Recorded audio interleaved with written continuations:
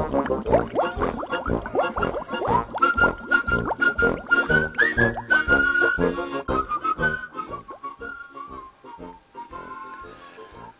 over the last few weeks I've been sorting out dash parts and dummying up this dash. This is just a dummy or mock-up. I'm just fitting everything to see how it all fits and what I need to do to what I'm going to modify, what I'm going to keep, what I'm going to redo. Don't mind the bolts or anything. I've just used what I find available, and yeah, it was a fair bit of work. It was 4 hours just fitting that, trying to get it half decent. You can see I had this problem before. The dash doesn't fit too well. You've got a gap along here. That was from previous. I know I had trouble with it years ago, and it's also got a crack there. So, but I'll be recovering that dash. I was going to go like an Alcantara or whatever, however you pronounce it, that sort of suede type look, but it seems to be everywhere now. So I don't know. I might look at something else. I'm going to be remaking a lot of this. Every single component, including the steering wheel. These are all the bolts I bought from Bunnings. Luckily they had the right thread, so that was easy, just to help me on my way. I did bag everything up, but yeah, still difficult. But what I did, every single component for the dash, I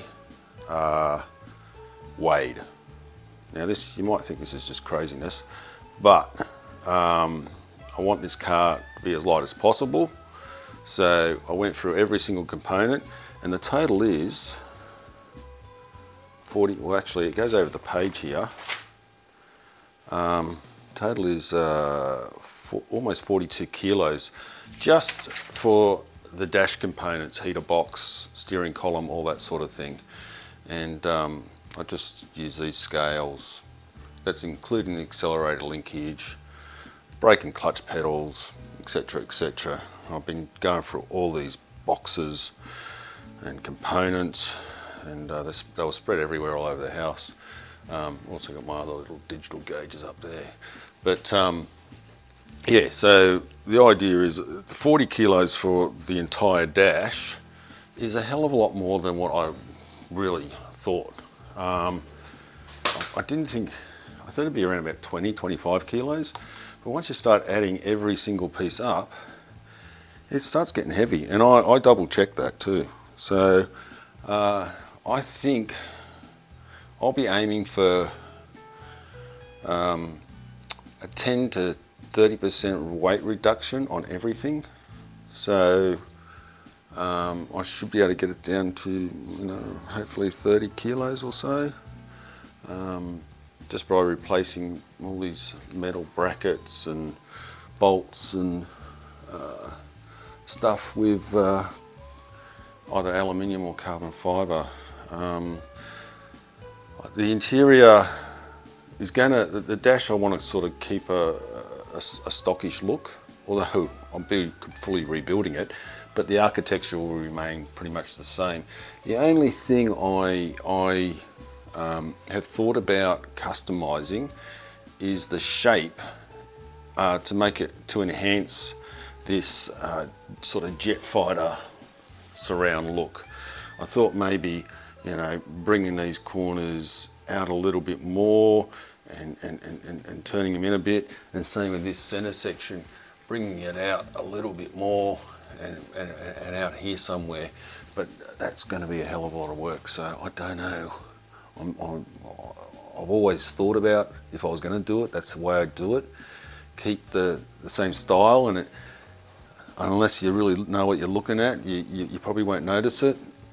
I'm not a big fan of these people putting these gauge clusters in, so I'll be remaining the standard gauge cluster architecture, but all the gauges I'll be running the GT GS style with the gauges up here, but I will probably replace the gauges and speedo and tacho with a more modern unit, but I'll be pulling them apart and stripping down, probably try and use the fascias or make custom fascias for them so it looks in the same style. Because the interior, the outside is pretty wild, yeah. The interior is also going to be pretty, you know, offbeat. For example, I'm going to, that's why I've gone to trouble with painting this center console. I probably should have got rid of that. I don't know why I kept that. I'm not a smart man. But that will be how the car looks. That will remain bare, and I will just have floor mats. I'll just custom make floor mats that run all the way through, just the width, like a giant car mat, if you like. And yeah, that's my thinking this way at the moment. I've got a reasonable plan in my head for the interior, but you know, the details I'm going to make up as I go along. Even the roof, I'm thinking about getting rid of these. They just flop around anyway. It's where the roof bows go on for the hood lining.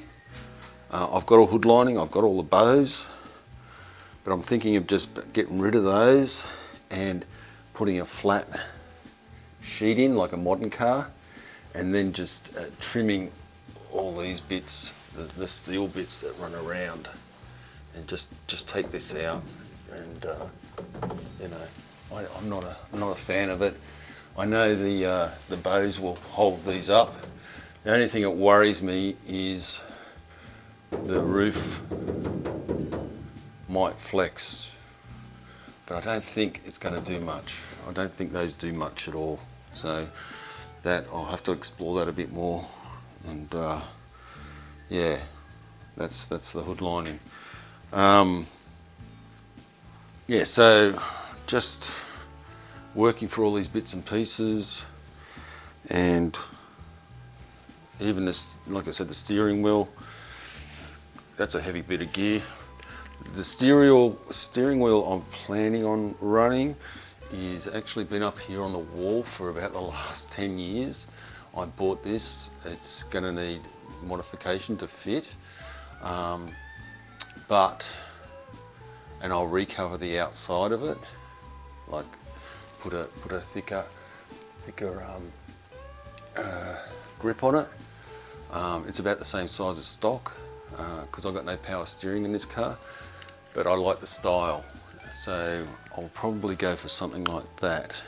And yeah, it's a hell of a lot of work doing all this, and I am, if I'm honest, running behind schedule where I thought I'd be. So it is what it is. You only really get one chance at this, so I'll just do it. I've got the fuel tank all rubbed back and in primer, and it's come up pretty good. I